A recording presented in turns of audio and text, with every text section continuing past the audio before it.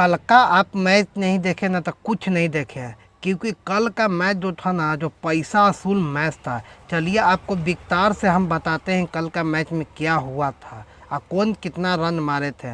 पहला बात की बात किया जाए तो तेबिस हेड ने मारे 21 रन। अभिषेक शर्मा की बात किया जाए तो 16 रन। एडम माकरम जो थे ना सिर्फ मारे 0 और नीतीश रेड्डी जो थे 64 रन मारे। ठीक ना, वही एगो बैट्समैन लग रहे थे कि हाँ फॉर्म में है। उसके बाद राहुल त्रिपाठी की बात किया जाए तो 11 रन।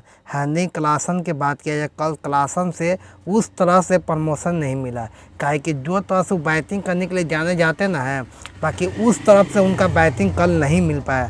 शहबाज अहमद की बात किया जाए तो मारे 14 रन। अब्दुल समद की बात किया जाए तो 25 रन। पैंत कमी जो हैदराबाद के कप्तान है सिर्फ 3 रन मारे। भुवनेश्वर कुमार की बात किया जाए तो सिर्फ 6 रन।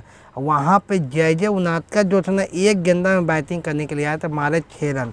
उसके बाद 182 रन मारे 9 विकेट पर। और फिर हरदीप सिंह थे तो पंजाब किंग के, वो 4 विकेट लिए। सेम करन की बात की जाए तो 2 विकेट है। हर्षल पटेल की बात किया जाए तो 2 विकेट लिए। पंजाब किंग की बात किया जाए तो शिखर धवन सिर्फ 14 रन। जॉनी बेस्टो की बात किया था सिर्फ 0। वो तो फॉर्म में नहीं, इंग्लैंड से आए हैं, बाकी फॉर्म अपना लेके नहीं है। सेम करन की बात किया जाए तो 29 रन। सिकंदर राजा की बात किया जाए तो 28 रन मारे।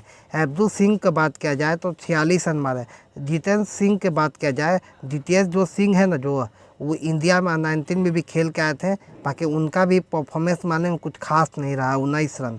अब इसे आशुतोष शर्मा जो है ना वो 33 रन मारे, सिर्फ 15 गेंदा, उनका परफॉर्मेंस बहुत बढ़िया था। 180 रन पर 6।